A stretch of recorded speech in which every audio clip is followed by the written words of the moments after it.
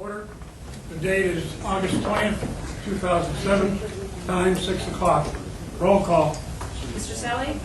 Here. Mr. Kosha? Here. Mr. Court? Here. Mr. DiCarbo? Here. Ms. Mancini? Here. Ms. Valvano? Here. And Mr. Jones? Here.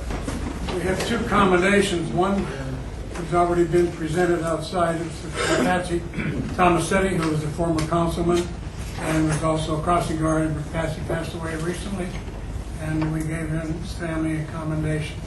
The other one is for Gino Rocco. Is Gino here? Gino is not here. I'll read you Gino's commendation. Commendation. The Borough of Ellwood City proudly recognizes Gino Rocco for renovating the local food bank center, assisting with distributing food to those in need, and for his dedication and achievements as a member of Boy Scout Troop number 806. On behalf of the Borough of Ellwood City, we congratulate you on earning the Eagle Scout Award. This commendation shall be spread upon the minutes of the regular monthly meeting of the Council of the Borough of Ellwood City, held August 20th, 2007, as signed by myself, Borough Manager, and the Borough Secretary. You see that his family here, he gets that. Okay, at this point, I would ask for a motion to suspend the rules of council. Someone make the motion. Motion made by Mr. Kosha, second by Mrs. Mancini. All those in favor signify by saying aye. Aye. Opposed? Okay, Mr. Secretary, would you read the motion regarding the gun ordinance? A motion would be in order to repeal the ordinance passed by Borough Council at its regular meeting held July 16, 2007, prohibiting the possession of weapons in any borough building, vehicle, equipment, or on borough property except for certified law enforcement officers. Motion made by Mr. DiCarbo, seconded by Mr. Court. Discussion on the motion. Roll call vote. Mr. President. Oh, I'm sorry. The ordinance, I'd like clarification from the ordinance passed by council last meeting without my signature becomes law at this meeting on the 20th. Am I correct according to Borough Code? At the end of this meeting. Okay. Any further discussion on repealing the ordinance? Roll call vote. Mr. Selly? Yes. Mr. Kosha? Yes. Mr. Court? Yes. Mr. DiCarbo? Yes. Ms. Mancini? Yes. Ms. Valvano? Yes. And Mr. Jones? Yes, motion carried. Okay, we now proceed to visitors. Where's the visitor? Oh, here it is. Wow, 1, 2, 3, 4, 5, 6, 7, 8. We'll be here till midnight. Okay, Patty Kuhn is first. You got 5 minutes, Patty. I'll be quick. Good evening. I really would just like to ask council to, we're waiting for you. We want to move forward with revitalization in Ellwood City. And as a representative of BOVA and of the Board of Directors, I would like you to please put on your agenda and meet with, we'd like to meet with the board, for you to meet with the board. So if you could put that on your agenda so we could discuss with you what we have planned for revitalization in Ellwood City. Thank you. On Centura.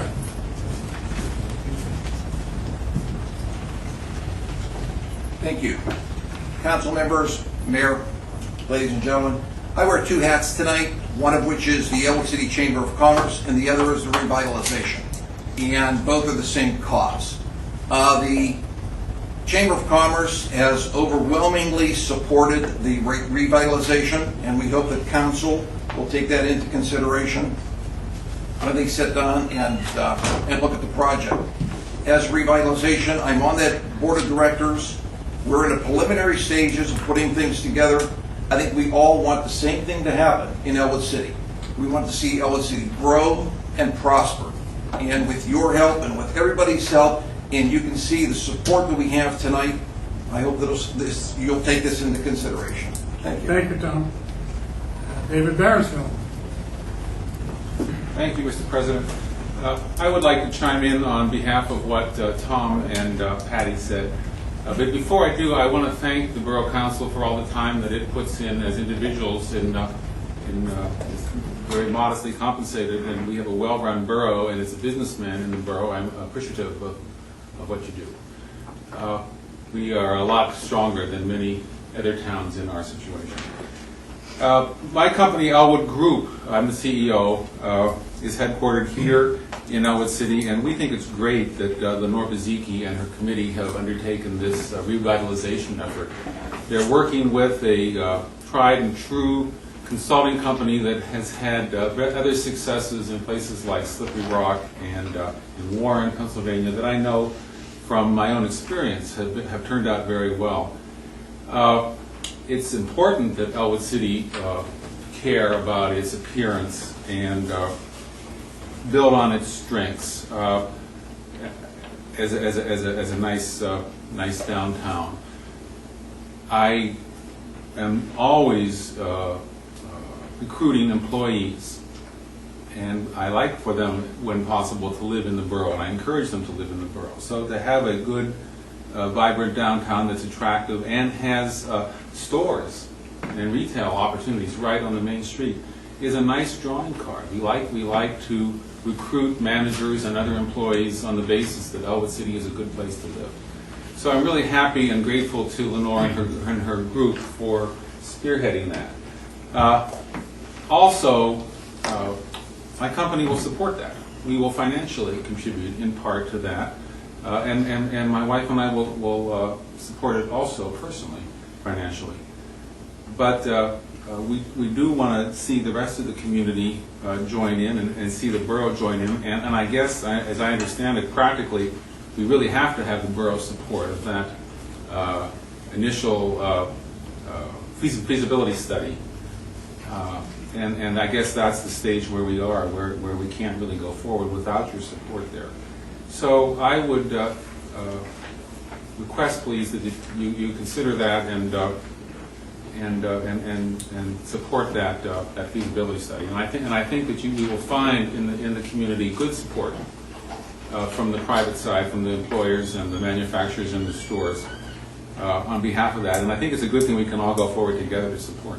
Thank you very much. Thank you, David. Okay, number 4, Lenore Bezicki. Lenore, you're on. Thank you all for coming, and thank you, President and Council. As you can see, this is some of the people that will be working along with all of you to do the revitalization. And I personally want to thank you as a group for coming to the presentation that we had last month. Not everyone could make it, but Dan Faranis was going to be here to speak on that part, and we wanted to thank you. And he called it Revealing the Treasures. And Ellwood City has so many treasures. And we just want to make it better for the ones that have already been here and stayed faithfully. And we want it to grow and support new people and new businesses.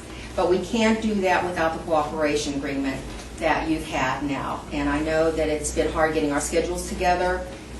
But we are going to meet again later this week, and we hope that we'll be able to get everything ironed out and get it on the agenda for next month, and we'll get the cooperation agreement signed, and we'll move forward. And I just want to thank everybody to come out in this weather. I have the ARC parked out in the back, so if anything happens, we'll be ready. I'm personal friends of Noah's. So I can... So thank you again, and we look forward to moving forward and getting the co-op agreement signed. Thank you, Lenore. And we got one more on the same topic, Debbie Albarn. Where is she? There she is. Good evening. My name is Debbie Alborn, and my husband and I are co-owners of Alborn Tire Sales in Ellwood City. And I'm also here for the revitalization topic. And I wanted to tell you that I have been born and raised in Ellwood City, and I love the town, and I can see the possibilities that we have. But as of late, I have been thrown into a situation that has really put me in the forefront of all of this. And if anybody gets the ledger, it's about the building, the newsstand that was, condemned. And my home was burglarized 3 weeks ago, and most of my jewelry was taken. And so through a series of events, I found some of my jewelry at the newsstand. And so the police were involved, and we found out that, that someone obviously took the jewelry in, and he's been selling it. So there's been a lot of things that have been going on over the years, and I was very naive until this all happened, and I have really had my eyes open. And I want our town to be safe. I want our town to be safe for the elderly, for people like myself, and for the young people coming up. I want it to be a town where you can walk down the streets and not feel like you are afraid. And I have heard that from so many people now. And so because this has happened, I feel a sense of hope. I feel that maybe something can be changed, and I do feel that this revitalization needs to be done, because if you put a new face on it, that's wonderful, but we need to have everything working together.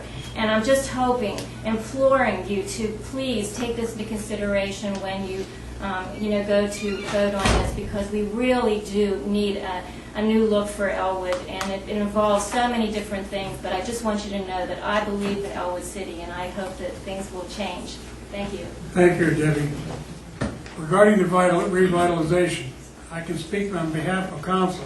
We are also vitally interested in the revitalization. The only problem we have is that the agreement, all of council hasn't had a chance to even look at it, let alone review it. We have a meeting scheduled with Lenore and a couple of her representatives, and some representatives from council on Thursday at 5 o'clock.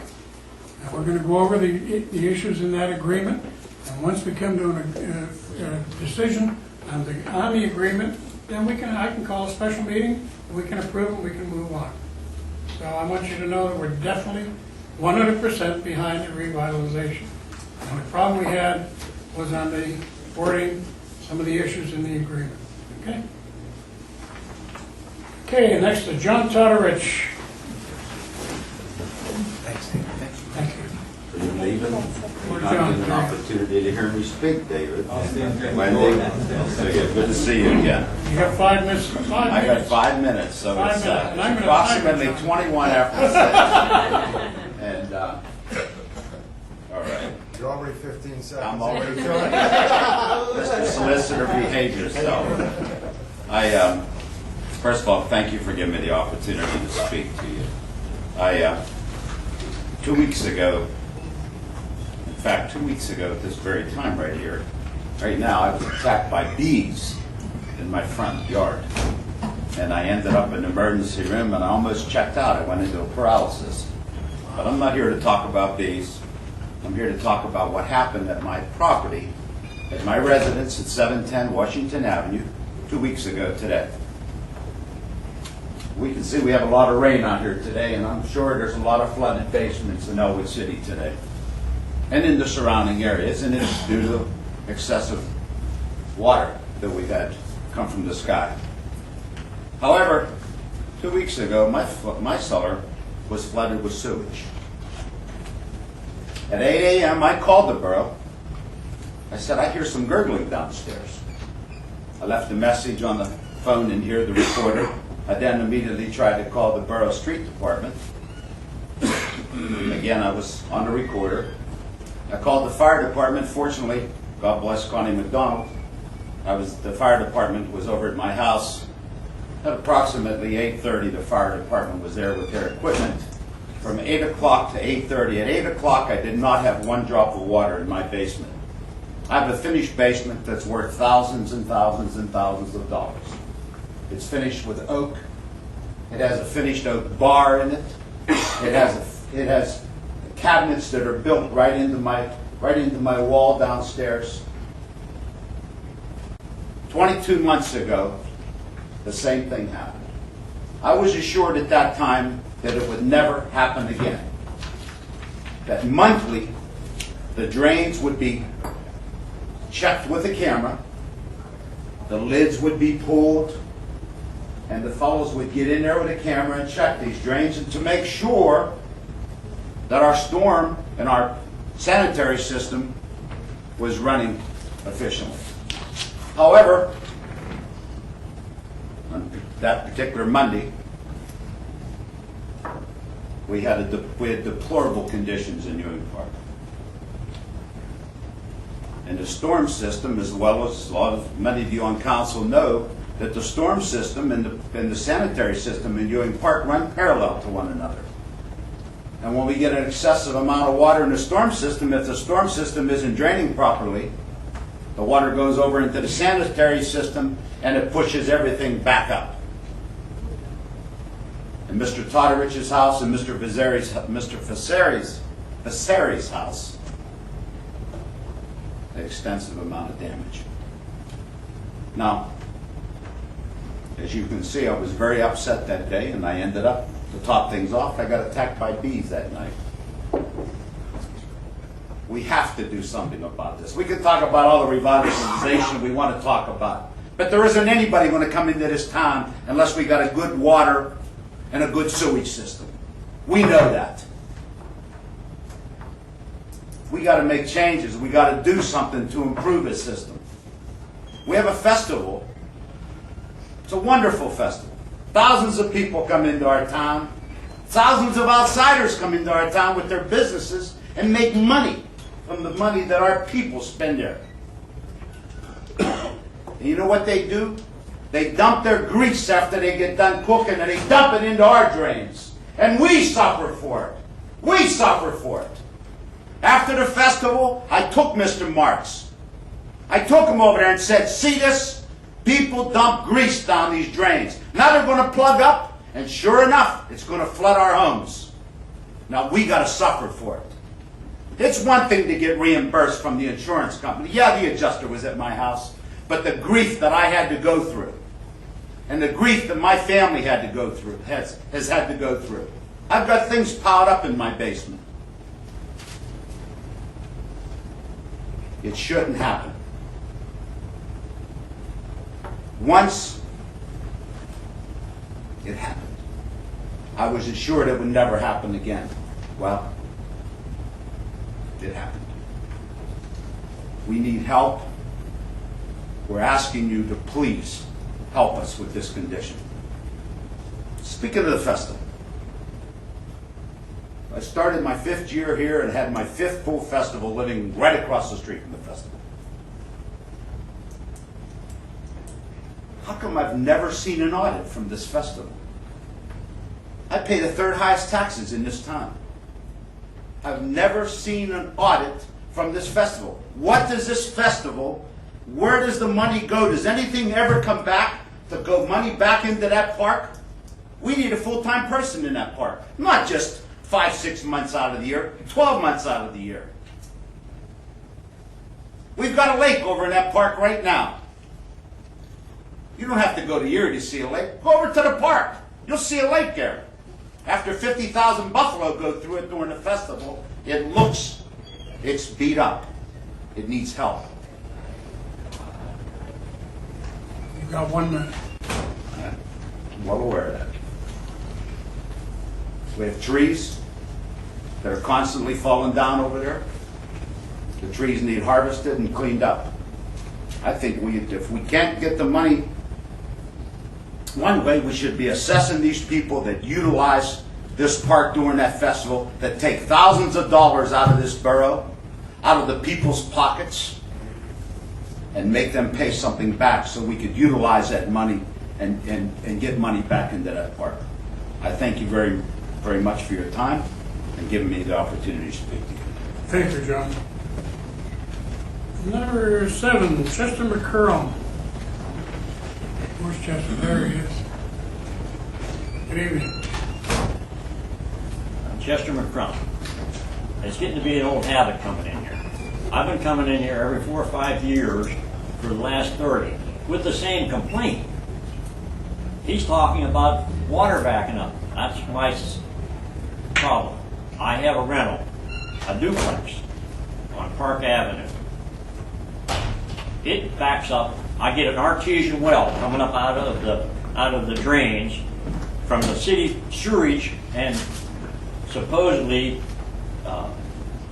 water from the rain. You get both mixed in there. You get gray water in the basement.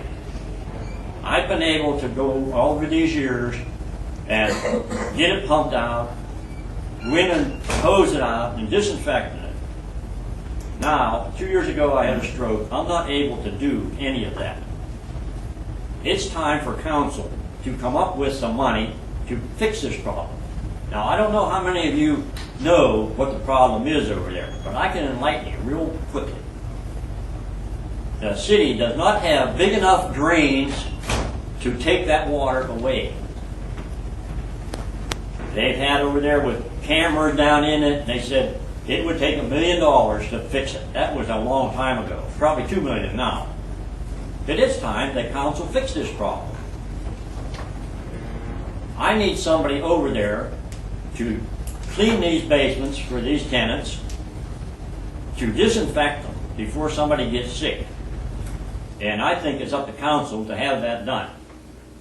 There's damage down there. They come over and turn my hot water tank off, saying that that's bad. They can't turn that off. Can't get turned back on to get a plumber in there. Now, this is not my problem. This is the borough's problem. Do you have any remarks? I'd like to hear from you guys. I don't want to have to come back in here every month. Well, as the board manager, Chet, I'll respond to you. I didn't hear all your conversation, but I heard enough of it today to know that you're one of the many. Yes, I know that. There was about 4 right there on the 200 block of Park Avenue. What's the address over there? 202 Park. We had about There's 2 families in there, in that duplex. 25 cases of flooding basements today. Right. I held all the borough employees over from all the departments to help our fire department to... And the fire department did a good job, but that's not your problem. That's the borough's Let problem. the manager speak. You asked for a response, and I want to give you a response. He's going to give you the response. You Okay. give me the courtesy of listening to him. And so we had our entire electric department, street department, and our wastewater treatment department out there. Rhonda's our wastewater treatment plant supervisor. We went to try to rent additional sump pumps from several businesses. They were all out. They were all out because this rain is something that was way beyond our capabilities and most homeowners. The next thing I did was to call our engineer, Bill Hummel, and ask him to meet with me so we can get a review of all the catch basins and problems like yours to see exactly where the fault lies. And, I mean, I know you claim it's our fault. Yes. But in a lot of these instances where we're blamed for it, it doesn't turn out that way. There are things like homeowners tying storm drains into sewer drains. And we still have several of those. And thanks to the supervision and checking constantly, we found one on Park Avenue. That one on Park Avenue caused a lot of problems. Our department disconnected the downspout so they would no longer go into the storm sewer. That creates another problem. So just you bear with us. A problem that began 20 years ago, we're not going to correct it overnight. And you say $2 million, I tell you what, you're looking at $5 million. Yeah. And we're not alone. But if they'd have done it 30 years ago or 25 years ago, you could have done it for $2 million. Well, then the board wouldn't have $2 million then either. But I was called out there right now is because in front of, next to National City, there's a problem there where the wall caved in. Tore away the sidewalk. Our concern now is if it's going to go under the street and erode the street, so the north lane of Lawrence Avenue, that block, is no longer passable. So that's the thing as soon as I we're would done just here. like to know that something is going to be done rather than just having your engineer look at it and say, yeah, you got a problem.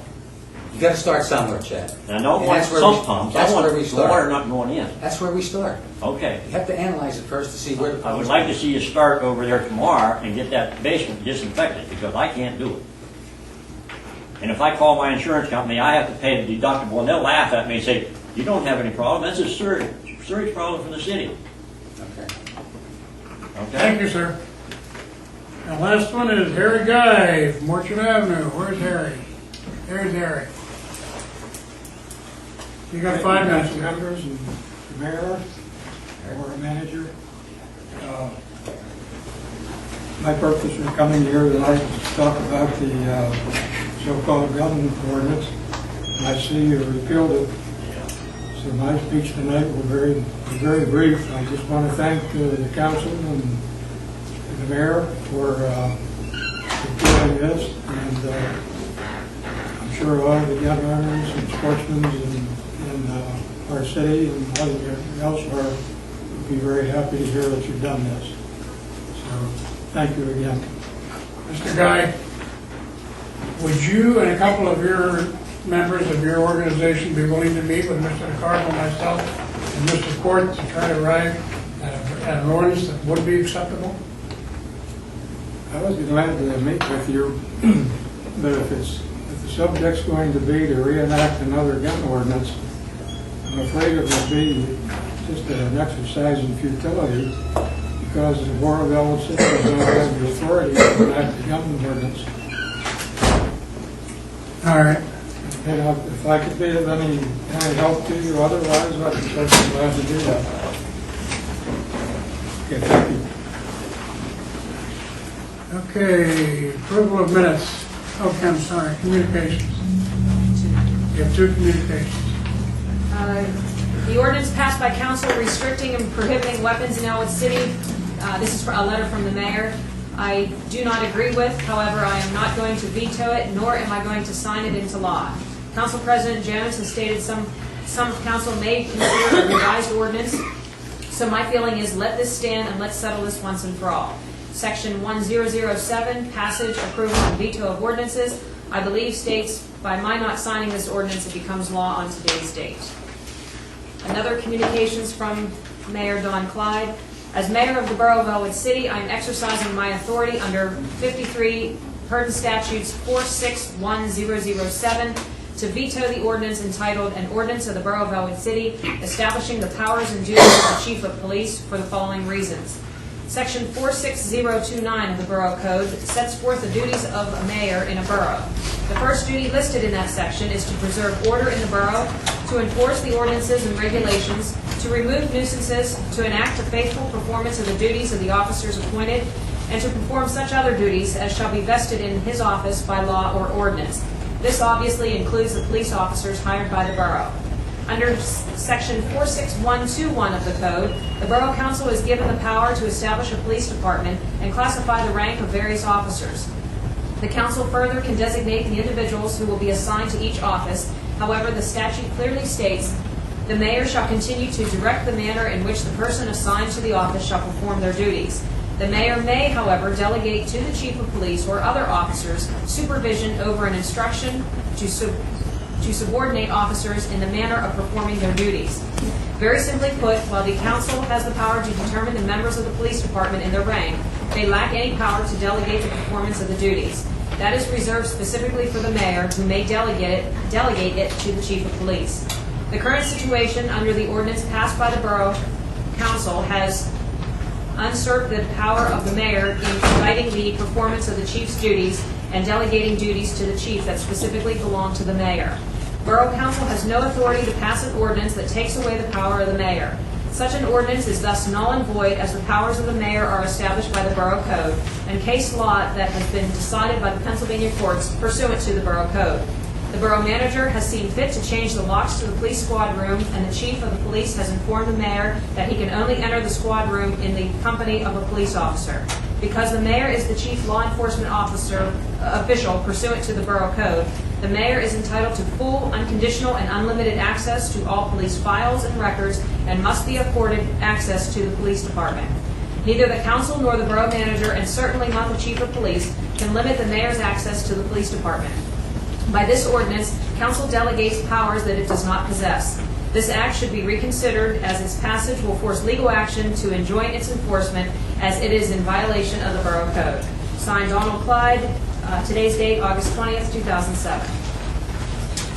Members of council under new business will be asking for a motion to override the veto. Okay, approval of minutes. A motion would be in order to approve the minutes of the regular meeting held 7/16/07 as submitted.